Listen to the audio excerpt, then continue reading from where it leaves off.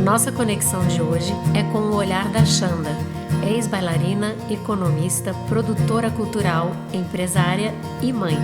Com vocês, Alexandra de Calafiori.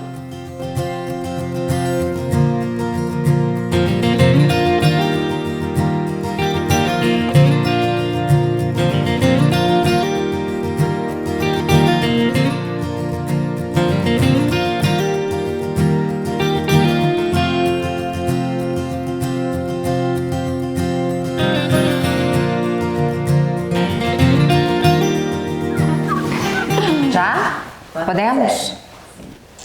Xan, quando eu te procurei perguntando assim, que momento desafiador da tua vida você gostaria de compartilhar com as pessoas, na hora você falou assim, a questão de engravidar, né, através da fertilização in vitro.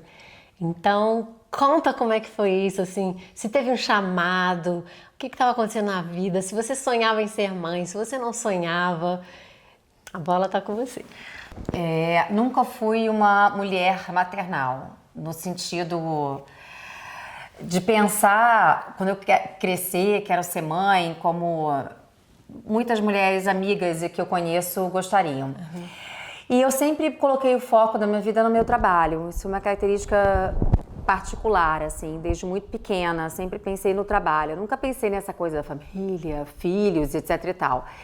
E tive um trabalho, inicialmente, que lidava com o meu corpo, né? Eu fui bailarina clássica do Teatro Municipal há muitos anos e a questão da gravidez estava completamente fora, assim, do meu campo de visão, até porque meu corpo era meu instrumento de trabalho. Muito embora tivesse muitas amigas bailarinas, já mães e tudo, mas interrompia um curso de trabalho, né?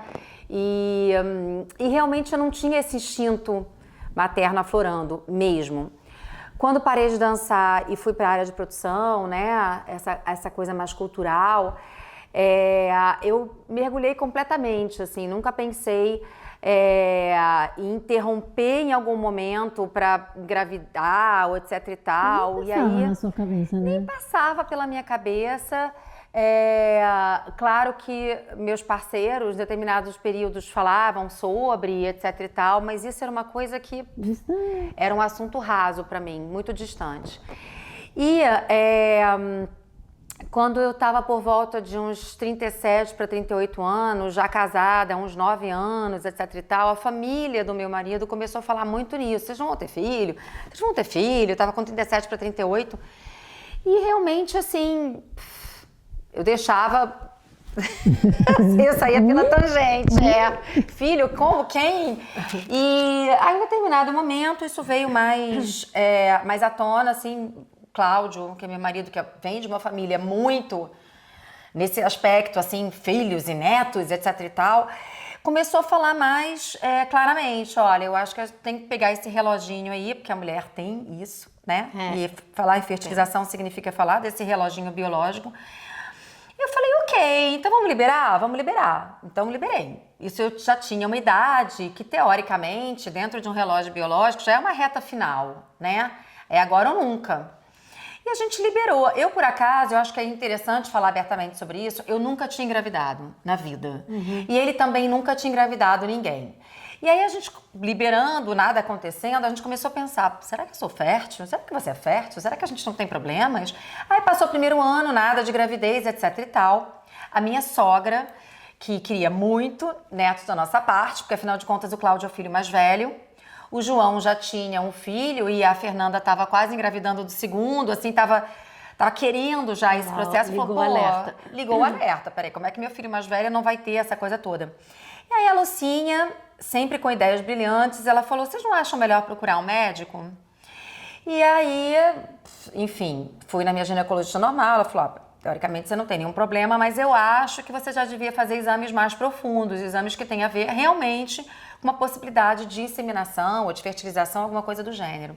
São exames mais invasivos, eu acho que a gente começa a entrar nesse processo de falar da fertilização em si, que é um processo que desde o momento em que você começa a fazer esses exames, são dolorosos, eles são invasivos, eles são exames que começam a mexer um pouco com a sua autoestima feminina, porque a partir do momento que você começa a investigar se você tem a capacidade física, porque a questão emocional é diferente, a questão física de ser mãe mexe um pouco com a sua natureza também, né? Então, mesmo que eu não fosse aquela mãe maternal que quisesse muito, você começa a entrar num campo de desconforto, né?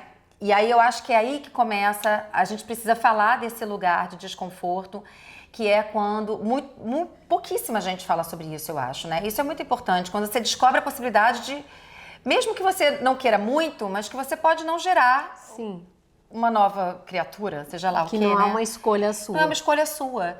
E imagina isso com mulheres que são extremamente, né?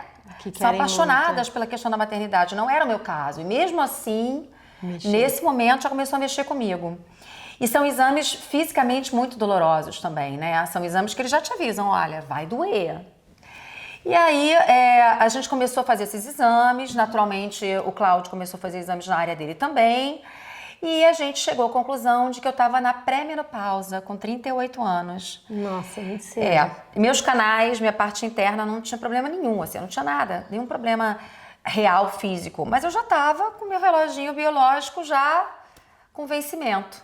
A menstruação já dava uns avisos? Já tinha... Olha, a minha menstruação ela nunca foi normal, então eu nem posso dizer muito isso, né? Eu nunca fui aquela regradinha, bonitinha, certinha. Então era difícil reconhecer o fato de que eu já não estava mais, né? Mas, por exemplo, eu tô com 54 anos, eu tô na menopausa real desde dos 46. Então, assim, eu acabei tendo Mariano com 42, 4 anos depois eu tava na menopausa.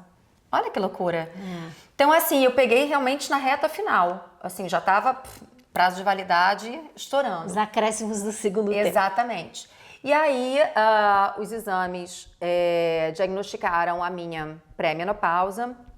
Para isso, você tem que fazer o quê? Início de inseminação ou fertilização, que é nada mais, nada menos do que começar a tomar hormônios, preparar ali seus óvulos, né, para receber ou diretamente a inseminação ou para você extrair seus óvulos e fazer in vitro, né? Pelo andar da carruagem, para a gente não perder muito tempo, meu médico, que foi o Márcio Kozlovski, né, uma das sumidades em termos de fertilização no Brasil, falou, olha, Xanda, não vamos perder muito tempo, vamos fazer in vitro. E a gente começou esse processo, né? Aí, de fato, você coloca à prova a sua relação, a sua questão, a sua resiliência, a sua autoestima feminina, tudo isso. E a questão financeira também tem que ser falada, porque é um processo caro, né? A gente brinca que o Mariano, ele custou um apartamento, mas valeu a pena, né? Porque a gente esquece tudo. Mas, e que bom que a gente podia, né? Muitas pessoas desistem no meio do caminho, né? Na época que eu fiz, que foi dos 38 aos 42, foram 4 anos tentando, os governos que incentivam, especialmente nos países com a população velha, né? Mais idosa, assim, eles incentivam a fertilização, né? Porque as mulheres, elas... especialmente de uns anos para cá, elas estão muito ativas no mercado de trabalho, né, competindo quase igualmente com os homens, né, mas trabalhando nessa direção. E isso acaba exigindo delas um tempo muito maior e a impossibilidade da maternidade. Então, vem se falando de um tempo para cá que as mulheres que têm uma situação financeira viável, elas já congelam os seus óvulos ou os próprios embriões, dependendo do fato. Se você já tem o par, né, algumas não têm ainda, então congelam os óvulos. Mas isso nunca tinha passado pela minha cabeça. Se tivesse passado antes, eu já teria congelado. Eu nunca tinha. Sim, não se falava. Não se falava muito. Nos países muito desenvolvidos já se falava muito, porque existe uma situação financeira viável. Tem alguns países onde o governo possibilita e a média de tentativa é de 6 vezes, né? Então, quando chega na 6ª vez e você não consegue, aí... o bicho pega, começa a ficar esquisito. Eu passei por isso, né? Então vamos começar do início pra gente organizar, né? Eu fiz a minha primeira tentativa de 38 para 39 anos. No primeiro momento você começa a pensar em colocar mais do que 2 embriões, né? Pra ver se de cara, né? Que você quer lutar contra o tempo. Qual é o processo? Você começa a tomar hormônio, né? Isso já é uma decisão muito importante, porque o hormônio, ele é extremamente invasivo e tem muitas mulheres que não se dão bem com ele e engordam, ganham muito peso e não conseguem nunca mais voltar ao corpo anterior à gravidez. Isso quando conseguem engravidar, porque muitas tentam e mesmo engordando, não conseguem. Eu tive sorte nesse quesito, assim. Eu adorava, o nome chama Gonal. O quê? Gonal, o nome do hormônio.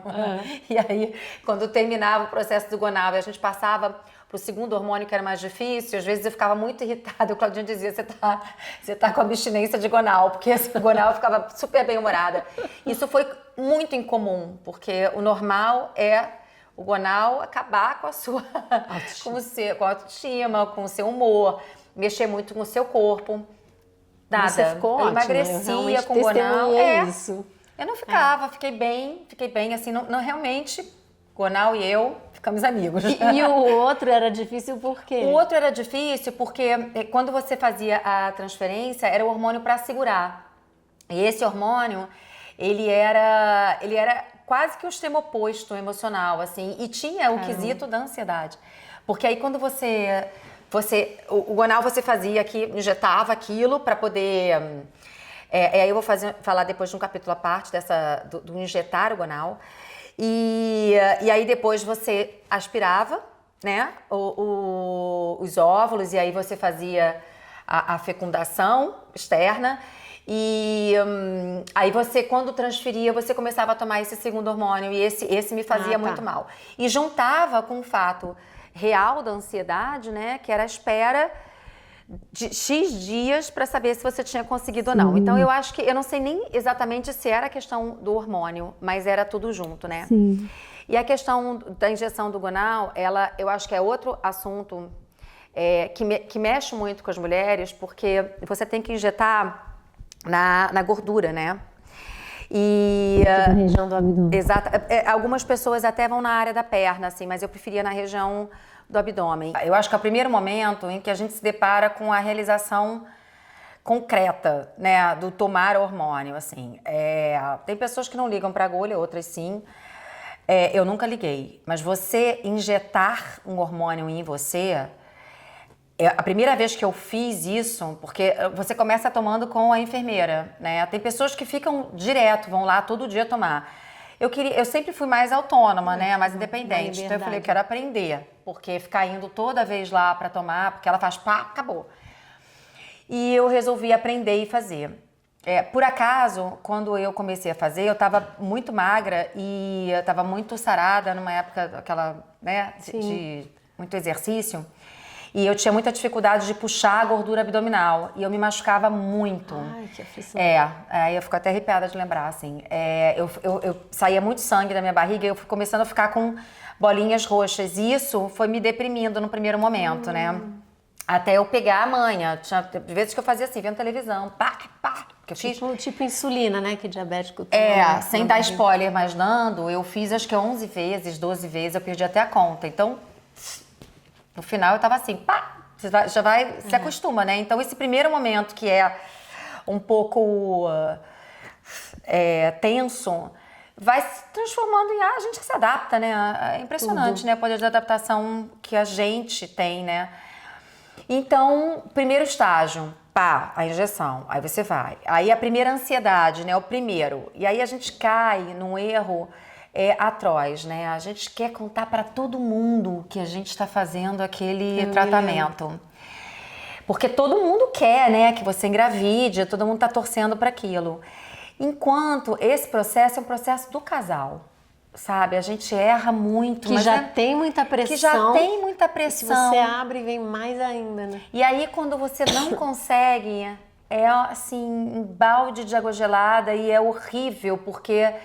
todos os seus questionamentos vêm à tona, né? Quase como você tivesse a não capacidade de resolver aquela questão sozinha, né? Como se a natureza não tivesse te privilegiado com a maternidade, mesmo que você não queira muito, que era o meu caso. Eu não tinha certeza se eu queria aquilo. Mesmo assim, mexe com tudo isso. E aí vem o momento casal, né? vem a cumplicidade, vem, vamos lá, quer tentar de novo, não quer tentar de novo, e aí faz conta, porque é tudo muito caro, é um processo muito caro. Hoje em dia, olha, meu filho vai fazer 12 anos, né? Hoje em dia, acho que se eu fizesse, e eu estive conversando com meu médico outro dia sobre isso, com a medicina a 1000 como tá, eu acho que eu não precisaria ter feito 12 vezes, eu teria feito 3, 4. É porque o início é um processo de conhecimento do seu médico também, de como o seu corpo reage com o hormônio, né? Porque tem várias dosagens. E agora eles já sabem de outras É formas. mais fácil, é mais fácil. E tem uma coisa que é interessante, que é assim, o meu corpo respondeu muito bem ao Gonal, então eu produzia bem. Só que com o passar do tempo e os anos chegando, imagina, 4 anos tentando, cada vez o seu corpo produz menos óvulos, né? Então, o que aconteceu? Quando eu cheguei no 6º ano, na sexta vez. Tentativa. Na sexta tentativa, a gente foi para o consultório meio que vamos repensar se a gente continua com o mesmo médico ou se a gente procura um outro profissional da área, né? Porque vai que tem uma novidade. E na realidade o tratamento é igual com todo mundo. E o Dr. Márcio, de uma certa maneira, ele já conhecia como o meu corpo reagia, né, funcionava. Então a gente abriu, né, a porta do consultório dele, falando, ele é uma pessoa muito especial realmente, é natural ficar amigo também do médico, né? E quando a gente abriu a porta, assim, ele falou, já sei, vieram aqui para me dizer tchau, vocês vão tentar um outro médico com meu colega tal, juro. Ele... e também a gente já foi ficando amigo, né? Porque o Dr. Márcio é uma delícia de pessoa. E aí a gente falou, Dr. Márcio, a gente veio aqui nessa possibilidade de tentar uma nova pessoa, né? Um novo profissional. A gente tinha pessoas próximas que já tinham tentado com outros médicos e que tinham sido bem-sucedidas. E eu falei, né? Ele falou, olha, a gente chegou exatamente no marco mundial da média, né? A partir da 7ª tentativa já começa a ser aquele risco. E ele falou, Xanda, eu já conheço como o seu corpo reage, já sei a dosagem ideal para você, você já tem uma ligação muito de acolhimento aqui com a gente, o que ajuda muito no processo. Sim. E realmente, assim, ele é um médico que cuida disso, mas ele tem um lado psicológico muito interessante, sempre foi aquela pessoa que veio com a palavra certa, etc e tal. Então, assim, acho que mudar o Dr. Márcio não faria o menor sentido. E ele falou que as pessoas não têm muito mais o que tentar. Eu falei, ok, vamos fazer o seguinte, como é que eu posso evitar o não da melhor maneira? Quais são os recursos da medicina que podem afunilar esse processo? Ele falou, então beleza, então a gente vai chegar num ponto onde algumas mulheres preferem fazer menos vezes e gastando mais. Então tá, o que é esse mais? Porque às vezes o caro sai barato, né? Então é o seguinte, na minha época, tinha acabado de chegar à disposição deles, mas em São Paulo, nem era Rio de Janeiro, um microscópio que via o espermatozoide, né? Os bichinhos lá. E isso ajudava a tirar o rei da parada, né? Os campeões. Sim, o líder. E aí, o que acontecia? Ele ia fazer a junção do meu óvulo com esses campeões, os meus melhores, porque aí no caso os óvulos sempre você busca os melhores, e levava para um overnight, que seria experimentar, pegar uma célulazinha daquele embrião e experimentar assim, qual o percentual de chance dele ser bem sucedido. Isso também se fazia no overnight. Então, só que isso você coloca em risco o embrião. Nossa. É delicado. Muito delicado. Muito delicado. O processo. Então, você tem que fazer essa biópsia, ao mesmo tempo, não prejudicar aquele embrião. E aí ele volta e você escolhe quantos você transfere daquela geração boa, né? Brinca um e pouco congela, de Deus, né? Brinca de Deus. Então, eu brinco também que numa época eu fiquei meio galinha, assim, só botando ovinho. Porque eu já na reta final, nesses 2 últimos anos, eu já produzia cada vez menos óvulos, né? Então, eu não tinha mais aquela bonança de, você tem 4, 5. Não, quando muito tinham 2 bons. Então, bom, não vamos arriscar, vamos fazer isso, faz a biópsia e guarda. Faz a biópsia, guarda. Faz a biópsia, guarda. Então, o Mariano, ele veio dessa safra final, onde eu já só botava e não transferia. Quando eu cheguei a 10 embriões testados armazenados, eu falei, bom, agora é a hora da gente transferir, né? Então, eu acho que eu devo ter tomado hormônio de 11 a 12 vezes, mas eu devo ter feito de 7 a 8 transferências, por aí, né? Eu achava que você tinha feito 10, não? Eu não me lembro mais, de você falar assim. que não foi na 10ª vez, não sei. De transferência, eu não sei, eu acho que foi 7ª ou 8ª, mas eu injetei hormônio mais, né? Tá. E o Mariano veio já no momento que eu tava meio desistindo. Foi. Né? Eu já tinha transferido embriões dessa safra boa e não tinha tido êxito. E por acaso a gente marcou no nosso casamento, porque a gente já era casado, mas a gente quis oficializar e casar no papel, etc e tal. E no dia do meu casamento, eu não tinha contado mais pra ninguém. Quando a gente, lá pra quinta, sexta, eu não contava mais pra ninguém. E eu esqueci de contar um detalhe. Na segunda vez eu engravidei. Foi. Lembra? E eu perdi com algumas semanas. E isso pra mim foi muito difícil. Foi punk. E aí na terceira eu não engravidei, na quarta eu não engravidei, na quinta eu não engravidei, na sexta eu não engravidei. Eu falei, e agora? Né? Bom, veio esse momento pós. E aí a gente casou. Eu tinha transferido 2 embriões. No dia do meu casamento, ninguém sabia de nada, mas eu estava ali já com possibilidades. E aí logo em seguida eu recebi a resposta negativa de novo. E aí foi muito difícil, porque foi uma das poucas vezes que eu tinha certeza que eu tinha engravidado, assim. Tinha absoluta certeza. Eu estava me sentindo até meio mãe, sabe? Uma coisa meio... E aí eu já queria muito. Essa reta final, aí eu já queria muito. E aí eu sofria mais do que o Cláudio, assim. Porque o Claudinho sofria, e sofria muito por mim. Ele dizia, Xanda, é o seu corpo. Eu sei que na alma sofremos juntos, mas é o seu corpo. Você tem que entender qual é o seu limite. E aí, nessa vez, eu falei, eu cheguei ao meu limite. Não quero mais. Mesmo com embriões congelados, eu falei, eu não sei se eu aguento esse processo todo de novo. E aí a gente fez uma viagem, logo depois do casamento, a gente foi para Patagônia, Argentina. E aí que é um lugar realmente lindo, né? Deus existe e fez esse lugar e aí naquela força daquela natureza, eu virei pro Claudinho e falei, peraí, a natureza é muito maior do que a gente. Eu vou chegar no Brasil e vou fazer. Cheguei no Brasil e eu fiquei no dia certo, né? Porque tem todo um dia certo pós-ciclo, né? Menstrual. E aí eu cheguei no dia certo, liguei pro meu médico e falei, eu vou tentar mais uma vez. E vou fazer... E aí a derradeira. Vamos ver se rola. Claro que me imbuí quanticamente de um processo muito especial, que eu tive respostas. Aquelas respostas, né? Que não são tão humanas, né? São aquelas respostas divinas que a gente precisa. E aí eu fiquei forte para segurar uma onda de um possível não ou de uma possibilidade de gravidez, né? Que também a gente muda a nossa vida, né? E eu engravidei. E foi incrível. E sobrou... E foi super tranquila a gravidez. Foi muito tranquila. Eu já tinha de 41 para 42.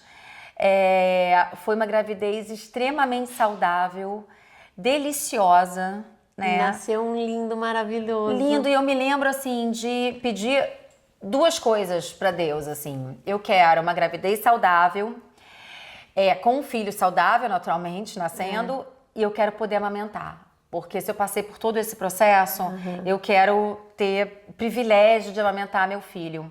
Tive uma gravidez muito tranquila. Eu amamentei até quase 3 anos de Mariano, né? Sim. E aí aquele filho que eu queria que fosse só saudável, quando ele veio pro meu colo, ele era lindo, né?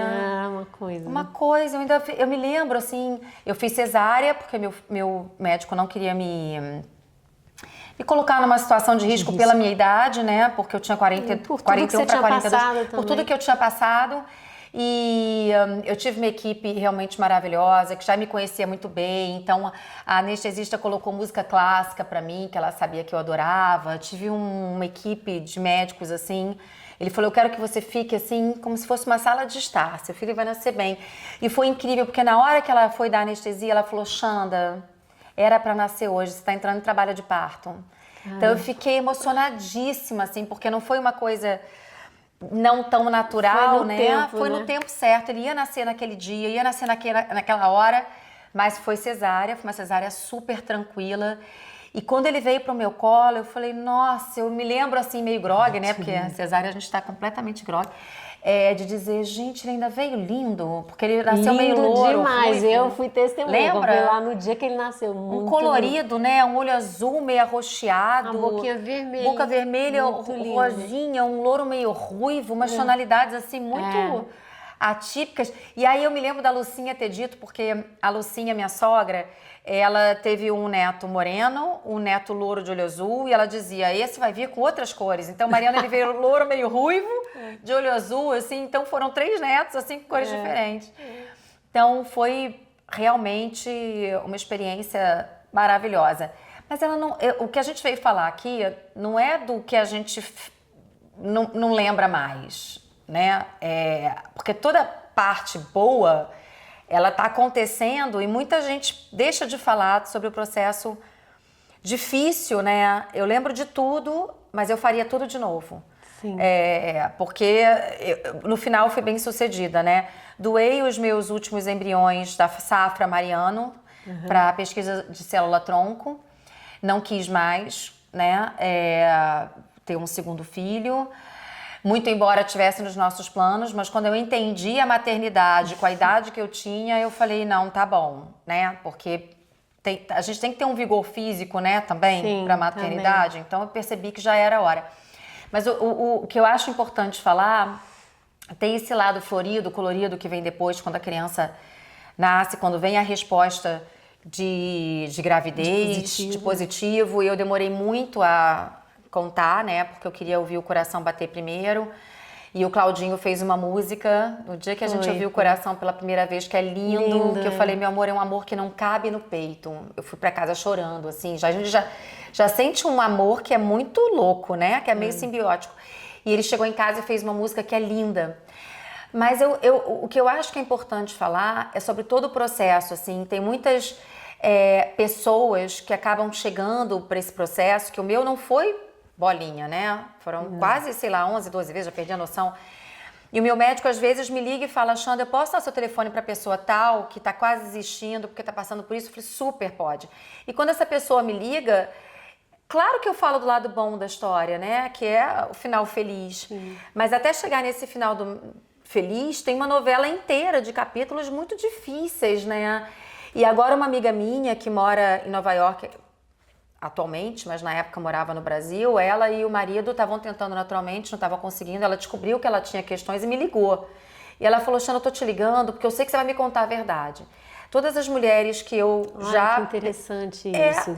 Porque ela tem intimidade comigo, naturalmente, mesmo que não tivesse, assim como eu não tenho quando meu médico me pede permissão para alguém me ligar. Ele me pede justamente por isso, porque eu sempre fui muito realista durante o processo, né?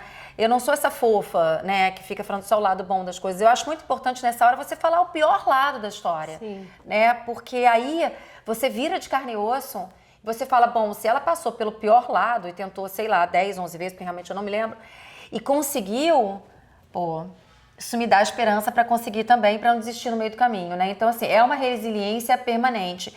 E as transformações que o seu corpo passa, né? Porque você injeta, você invade ele com muita coisa, né? Você tem momentos ali que a sua vaidade vai pro ralo, porque você também não pode fazer exercício, você precisa esperar o tempo tem que parar da resposta, tem que parar tudo, porque você não pode colocar aquela possibilidade em risco nenhum.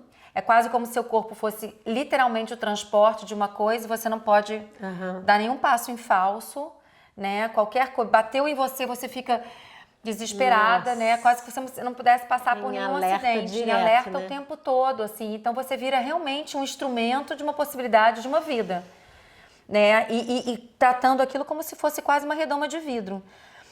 Com a responsabilidade de achar que se você perder, a responsabilidade é sua, vira uma culpa, né? Que foi o que aconteceu na segunda vez que eu tentei, que eu engravidei. Eu tinha viajado para Buenos Aires, num período em que meu médico falou, esse período não é problemático, você pode viajar. E quando eu voltei, eu perdi no aeroporto. Nossa. Eu senti uma dor horrível chegando no aeroporto Santos Dumont, porque a gente parou em São Paulo, depois a gente veio pro Rio. E o Claudinho tinha ficado em São Paulo porque estava fazendo um musical. Voltei sozinha e senti essa dor no aeroporto. E liguei para o meu médico e falei, tem alguma coisa errada. Eu tô sentindo uma dor muito... Não, às vezes, Xanda, às vezes acontece, um sangramento, outro, não sei o que lá, mas tá tudo bem. Eu falei, eu vou direto para aí. E eu tava abortando ali. Caramba. E foi horrível, porque já tinha um período adiantado e não saiu tudo. Foi uma dor, uma dor, uma dor, uma dor. E aí eu tive que fazer depois até a curetagem, né? O que foi mais sofrido ainda. Agora, essa minha amiga, quando me procurou, e essas outras mulheres também, por intermédio do meu médico, elas queriam saber o lado ruim para já encararem de frente, assim. E aí a gente explica realmente, assim. Tem alguns casais que não seguram a onda nesse processo e se separam, porque é muito difícil. O homem, às vezes, não tem compreensão. Eu tive a sorte de ter um companheiro, assim, que tinha essa compreensão, com sensibilidade, de entender cada processo e de me dar esse livre-arbítrio para dizer, Xanda, é o seu corpo. Se você não estiver aguentando, vamos abrir o caminho para adoção, que é um caminho lindo. A gente tem histórias belíssimas na família de adoção e a gente levou muito isso em consideração. Então, quando a gente abriu esse leque, eu dei uma relaxada também com a relação ok. Então vamos tentando, se não rolar... Agora uma pergunta. Sim. Se você tivesse tido essa oportunidade de conversar com pessoas que te contassem a real do processo, você acha que... Não dá para saber se a gente não passa, né? Mas você acha que teria feito real diferença para você? Eu acho que faz, porque você tem mais cumplicidade, você já entra mais... preparada, ou pelo menos mais informada, porque por mais que o seu médico seja incrível, e o meu era, ele é um homem, né? Ele tinha um staff feminino ali, porque ele era o único homem da história, as enfermeiras, mulheres, não tinha mais nenhum homem na equipe, mas ele nunca tinha vivido isso, é completamente diferente. Então, hoje em dia, quando ele me liga e fala, pode, não precisa nem perguntar, pode dar, porque... faz muita diferença, faz muita diferença. Por mais que ele tenha dado esse apoio, esse acolhimento psicológico pós cada tentativa, não é a mesma coisa quando se escuta a outra mulher falando, a outra mulher também se colocando no lugar de fragilidade, de não sei se eu dou conta. Eu acho que a experiência física, né, e emocional de todo esse processo... Quando você abre o jogo e conta tudo, assim como ter filho, né? Eu escutei muito assim, porque a maternidade é uma beleza, é maravilhoso ser mãe. É mentira, gente. Como se diz que toda mãe é maravilhosa. É mentira. Não, é um mentira. processo difícil, diário, difícil. Em cada etapa do processo. É o amor mais simbiótico e lindo da face da Terra. Vale a pena, né? Mas ninguém fala real antes. É muito difícil a outra dizer assim... Mas tem gente que não vive esse amor, né? Tem gente que nem vive esse amor. Tem gente que, após gravidez, que é o momento mais difícil, porque, de repente, você tem ali um ser que depende completamente de você. E aí, quando você é aquela mulher que eu era, que prioriza sempre o trabalho e que é autônoma, que não tem uma licença, que não pode parar a vida, você entra em choque com aquilo, porque de repente, peraí, meu tempo era para mim, era para o meu trabalho e para o meu marido. E de repente agora eu tenho um tempo que é quase a prioridade absoluta, que é para uma criança. Eu tive quase um baby blue, num certo momento, muito, muito encabeçado pelo cansaço, né? Porque ou eu estava amamentando, que eu queria amamentar. A baby blue é uma depressão pós-parto, né? Eu tive muito pelo cansaço. Eu acho que nem foi uma coisa... E cansaço do processo inteiro, né? Cansaço do processo inteiro, porque não foi fácil, né? Por mais que eu tenha tido uma gravidez incrível, eu trabalhei minha gravidez inteira até o último minuto. Foram 5 anos ali de alerta, né? Permanente. E aí, quando você descobre aquele ser que todo mundo acha, nasce, você ama de cara. Não, você ama no primeiro momento a gente ama aquela gravidez, né? Aquela experiência da barriga, é uma experiência muito louca, né? É muito animal mesmo, muito né? animal. De você sentir aquilo tudo mexendo e tudo. Quando aquilo vem à tona e você leva aquela criança para casa e a sua vida começa com um triângulo, né? Que aí já é um casal aí com uma a criança. real convivência. Aí a real convivência bate, e aí tudo aquilo que a gente não fala, que é o choque de educação, né? Que a pessoa que é seu companheiro, seja ele homem, ou seja ela mulher, ou seja ele, né? As famílias que a gente tem hoje em dia, graças a Deus. E aí esse choque da educação bate. Fisiologicamente, você entra em outro estado, já na gravidez, Exatamente. e depois quando nasce. Exatamente. O corpo funciona tudo para aquilo, O corpo funciona é muito animal. para isso, para animal, e aí você conseguir conciliar isso também com o seu lado mulher é muito difícil, e tem poucos casais que conseguem sobreviver a essa etapa também, né? Porque o seu corpo respira seu filho.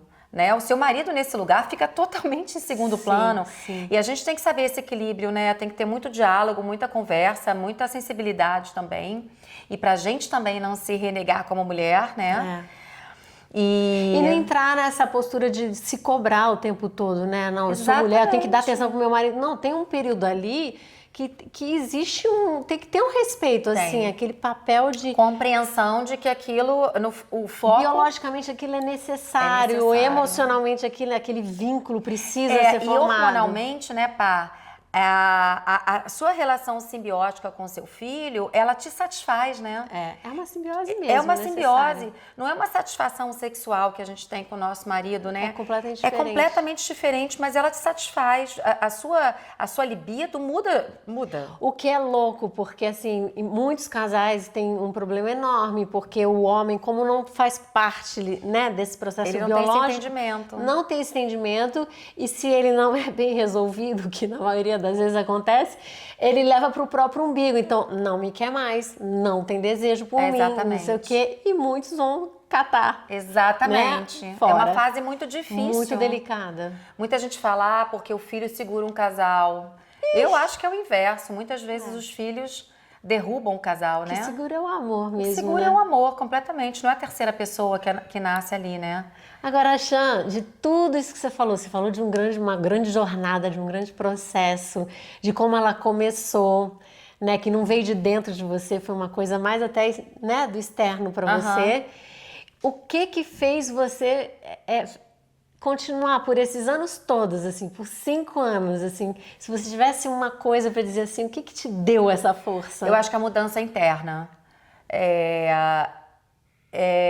Bom, eu sou aquela que insiste, né? Nesse caso, a gente se conhece muito bem, somos primas. Persiste. Esse privilégio de ser prima da Pá. Mas tem uma coisa que, durante esse processo de 4 anos, virou um desafio para mim imenso, a questão da maternidade. E aí eu fui me apaixonando pela ideia. Então, o próprio desafio te desafiou. O processo me fez... muito louco, né? A não vontade foi virando paixão, e quando eu engravidei, assim, parece que foi um momento de plenitude absoluta. A gravidez, eu teria passado por esse processo umas vezes, eu escolhi não passar porque eu entendi que pelo andar da carruagem, com 42 anos, eu não conseguiria ser inteira para um segundo filho, como eu fui para o Mariano. Chan, dentro desse processo todo, que tipo de apoio você teve? Digo assim, relacional, psicológico, espiritual, porque médico você já rasgou super elogios, não só como médico, mas como a pessoa que ele é. Claudinho também. Que mais? Bom, tive as minhas Patrícias, a Pá, minha prima, e uma grande amiga também, Patrícia. E eu não tive apoio da família porque existia uma ansiedade muito grande da parte dela, né, dos dois lados já, e a gente não queria mais alimentar essa ansiedade. Então a gente passou a viver essa trajetória sozinhos, né? Então a gente não teve esse apoio da família. Mas como nós somos pessoas espiritualmente desenvolvidas no sentido de... Na busca sempre, né? fazia terapia na época, e a Betina, minha terapeuta, foi sensacional. Então era aquela pessoa que eu podia falar qualquer coisa, né? Como isso é importante, né? Isso é muito importante, porque tem lugares internos que você não tem coragem de confessar. E nessas horas com ela, é como se eu desabafasse meu útero com ela. Então, era muito especial. Agora, eu tive uma experiência muito importante, eu acho que a Pá deve estar querendo falar disso também, que foi com fogo sagrado, uma experiência sobrenatural, né, que é um trabalho dos xamãs, enfim, aí já é um assunto para um outro, para um outro momento, que é incrível. Mas no momento dessa desistência, da viagem, etc e tal, eu resolvi, enfim, marcar uma consulta. Várias pessoas já tinham me dito, você devia fazer um fogo sagrado, chegar mais perto da sua natureza. Que é uma espécie de alinhamento energético. É um alinhamento energético, eu acho que até vai além, né, Pá? Eu acho que transcende. Transcende. E nessa consulta, quem conhece sabe que vários assuntos vêm à tona, mas o assunto que mais veio à tona foi a questão da gravidez. E tem momento em que as terapeutas perguntam que assunto você quer se aprofundar, então. E eu falei, eu queria me aprofundar sobre a questão da gravidez, porque nesse momento é o maior desafio da minha vida. E aí veio todo o medo, porque isso é importante também. Toda mãe tem medo de não ser uma boa mãe, né? Pelo menos aquelas que se preocupam de fato, né, com aquele ser. De não estar dando o melhor que pode. De não dar o melhor. Mãe já nasce culpada, que dizem, né? Graças a Deus, eu como mãe não tenho culpa nenhuma. Então isso pra mim foi sensacional. Uma outra coisa também e aí depois eu vou falar do momento mais especial dessa consulta, que foi o que me fez também não desistir, junto com o momento Patagônia, né? Eu tinha o medo também de trazer mais trabalho para minha vida, além daquele meu trabalho real, profissional. Eu tinha muito receio, e eu nunca tinha reconhecido isso, mas elas tocaram nesse assunto. Eu tinha medo do meu marido, que é um cara extremamente sensível e tudo, não ser um pai tão presente, e ele é super. Eu tinha um medo de não ser física com meu filho, porque por mais que meus pais tenham sido maravilhosos, eles não foram pais físicos, e eu tinha muito medo de não conseguir... Físicos, você diz demonstrações afetuosas e de brincadeira físicas. E exatamente, eu tinha muito medo. Eu tinha muito medo de não reagir no registro do meu filho, porque eu fui uma criança muito adulta. Então, eu tinha medos que eu nem sabia que eu tinha, e que mesmo que eu trabalhasse questões na terapia, nada veio à tona dessa forma. E tem um momento, sabe, quem fez o fogo sagrado, que tem uma hora da cura, né? E nessa hora da cura, eu fico até arrepiada, elas trazem tudo isso para um lugar e fazem esse alinhamento. E a sensação que dá é que você perde 10 quilos saindo daquela consulta, né? Você fala, meus medos se dissiparam. E quantos medos nem eram seus, né? E quantos medos nem eram ancestrais, exatamente. E aí, finalizando essa consulta, que aí foi o momento mais importante, foi assim, eu descobri, claro que tem a questão física, não vamos tirar isso do foco, mas que talvez esse conjunto de medos tivesse me impossibilitando também, karmicamente falando, de engravidar. E aí uma dessas terapeutas falou, num determinado momento, eu não sei te dizer nesse momento qual é o gênero do seu filho ou da sua filha, não sei o gênero, mas é uma alma pura, cristalina e que está estendendo a mão para você. É você que está com dificuldade de estender a mão para ela. E nesse momento eu caí num choro profundo e ela falou, só falta agora você dizer sim para essa criança, porque ela está aqui só te esperando liberar o caminho. E aí eu saí de lá aos prantos e falei, é agora, e tentei e engravidei. E o meu Mariano, ele é um ser cristalino, ele é sensível, ele é um ser totalmente desprovido de preconceito. Então essa questão do gênero é uma questão que não vem à tona, mas ao mesmo tempo ele tem umas tiradas com essa percepção do gênero que me impressionam, e é isso, né? A sensibilidade dele, a transparência. A gente tem um caso muito próximo agora que aconteceu em relação a isso, né? Um fato que a gente adotou uma gatinha em São Paulo. A Mariano tinha 8 anos, 7 para 8, e quando ele foi dar um nome, ele falou: eu quero que se chame Niô. Eu falei: mas meu filho, Niô, a gente não entende se é macho ou fêmea. E a resposta dele imediata, quer dizer, não deu nenhum segundo para ele pensar, foi na lata, foi: mamãe, para que as pessoas precisam saber a identidade de gênero da minha gata? Então, assim, cada vez que eu escuto uma questão dessa com o Mariano, eu volto muitos anos, né, nessa história do fogo sagrado e falo: realmente a visão que aquela terapeuta teve sobre o meu filho foi praticamente o raio-x do que ele seria. Mas assim, dentro desse processo todo, me chama a atenção a quantidade de aprendizados e de experiências que você teve e de abertura para muitas coisas, né? Assim, não só nesse universo médico, mas ao universo espiritual também, que te trouxe essa, né, sei lá, a gente não tem nem essa força, né?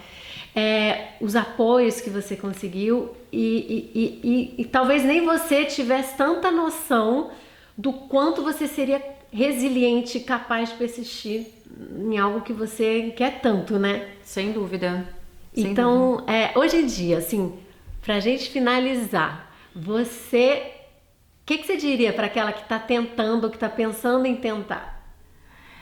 Enquanto a sua intuição te disser sim e o seu médico te apoiar e disser que é possível, não desista, não desista, porque a natureza, ela é imprevisível e ela é possível. Tudo pode, né? Tudo pode. Ai, muito lindo. Obrigada. Adorei. Obrigada. Acho que tanta gente Imagina. Né? Vai esclarecer tanta coisa, vai fazer tão bem pra tanta gente. Se a gente pudesse, ficaria horas conversando, porque é um assunto vasto, né? E vai permeando. Se desdobra, né? Em vários. Se a gente for dissecar a cada momento, aí... Só aqui a gente já falou de idade, de casamento. Exatamente, de trabalho, de gênero. De casamento, da relação com o filho. É muita autoestima, é muita coisa. Quantas coisas você trabalhou. Muito, muito. Porque a maternidade, ela envolve tudo isso de uma certa forma, né? Então é um aprendizado. Eu sou privilegiada por ter, no final das contas, ter conseguido. Sim. É isso aí. Obrigada, Pá.